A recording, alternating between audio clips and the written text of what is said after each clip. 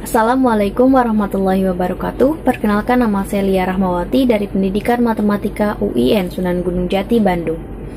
Pada video kali ini saya akan membahas mengenai peran guru BK dalam membantu siswa menentukan jurusan.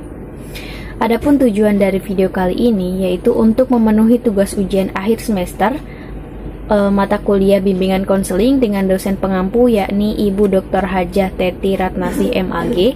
Adapun yang terlibat dalam video ini yakni siswa-siswi MAN 1 Bekasi terkhusus kelas 12 dan guru BK di MAN 1 Bekasi.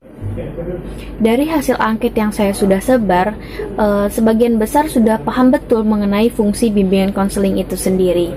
Dan dapat saya simpulkan bahwa keluhan yang terjadi pada kelas 12 ini menyatakan ada dari 16 responden ada 43,8% yang mengalami kesulitan dalam menentukan jurusan.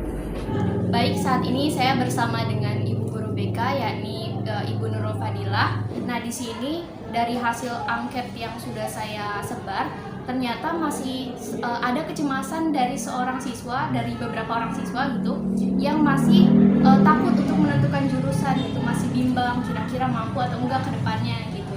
Oke, yang pertama, bagaimana cara guru BK dalam menangani atau meyakinkan siswa terkait dengan pemilihan jurusan?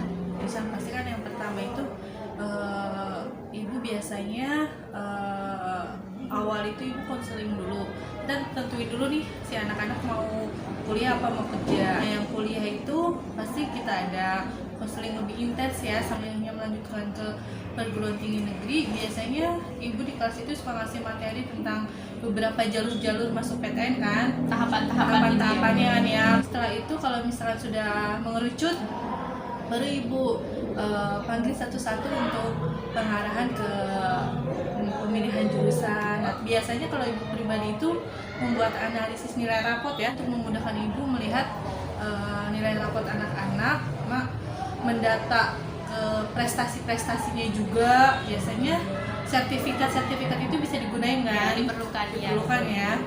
Biasanya ibu juga mengundang orang tua ke sini untuk konsultasinya sama orang tua mereka, memudahkan mereka supaya lebih terbuka dan mengetahui minatnya ini di mana.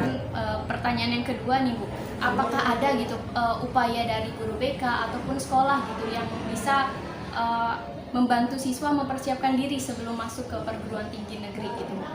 Ada sebenarnya upaya, kayak udah beberapa tahun ini kita dari sekolah itu yang kerjasama sama salah satu tempat bimbel, ibu sebutkan aja ya, salah satu tempat bimbel yaitu Nurul Fikri. Jadi sekolah membiayai 40 siswa terbaik, 20 siswa IPA dan 20 siswa IPS untuk kami bimbelkan supaya bisa masuk ke jalur SBMPTN dan bisa masuk ke PTN klaster pertama, kayak bisa goal di SBMPTN. Wah, luar biasa ternyata Ibu ya, sudah sangat memfasilitasi sekali ya. Terkait ada nggak sih pemungutan biaya dalam beasiswa ini? Apakah beasiswanya full gitu atau cuma separuhnya? Jadi biaya buat bimbel itu semua gratis dari sekolah. Sekolah yang memfasilitasi juga harus ada persetujuan orang tua ya, karena kan ini menggunakan hari libur, hari weekendnya mereka gitu. Dari luar 40 siswa itu Bu yang mendapatkan beasiswa, apakah siswa-siswa lain juga mendapat hak untuk bimbel gitu? Kalau dulu sih sempat beberapa tahun yang lalu sempat ada bimbel ya, tapi beberapa tahun ini sih ada, udah sekitar 2 tahun ini, apalagi pas kemarin pandemi kita nggak ada. Jadi sekolah memfasilitasi 40 siswa terbaik itu, tapi mereka memang sudah bimbel di luar, sudah mempersiapkan diri gitu ya. Iya. Apakah jumlah dari yang melakukan pendaftaran ke perguruan tinggi negeri nih Bu, setiap tahunnya ini meningkat atau bahkan kemarin-kemarin sempat menurun karena mungkin ada pandemi? Sebelumnya kita sebelum pandemi itu alhamdulillah terus meningkat sampai kita masuk ke 7 sekolah terbaik yang masuk PTN terbanyak kalau nggak salah itu 7 terbaik se-MA se-Jawa Barat kayak gitu. Tapi untuk tahun sekarang ini ya, tahun 2022 memang kita merasakan kesedihan, jadi kita menurun ya. Udah gitu kita tidak intens konsultasi sama anak-anak ya, karena kan susah juga dibatasi ya, paling kita hanya via daring kan kayak gitu. Jadi Jadi ternyata berpengaruh besar sama kemampuan si anak-anak, jadi nilai-nilainya pun turun gitu. Jadi kayak buat mereka masuk ke jalur rapot itu memang menurun untuk tahun sekarang, tapi untuk tahun sebelumnya alhamdulillah selalu meningkat. Ya, semoga aja bisa bertingkat lagi ya. Mungkin karena sekarang ini lagi beradaptasi karena pandemi ini ya Bu ya. Oke, mungkin terakhir ada satu closing statement dari Ibu untuk pejuang PTN nih agar lebih semangat lagi Bu, boleh? Buat yang terakhir sih, terus semangat dan berjuang untuk kalian para pejuang PTN. Pokoknya gagal, coba lagi, coba terus. Gagal di salah satu jalur, coba lagi, masih banyak jalur selanjutnya.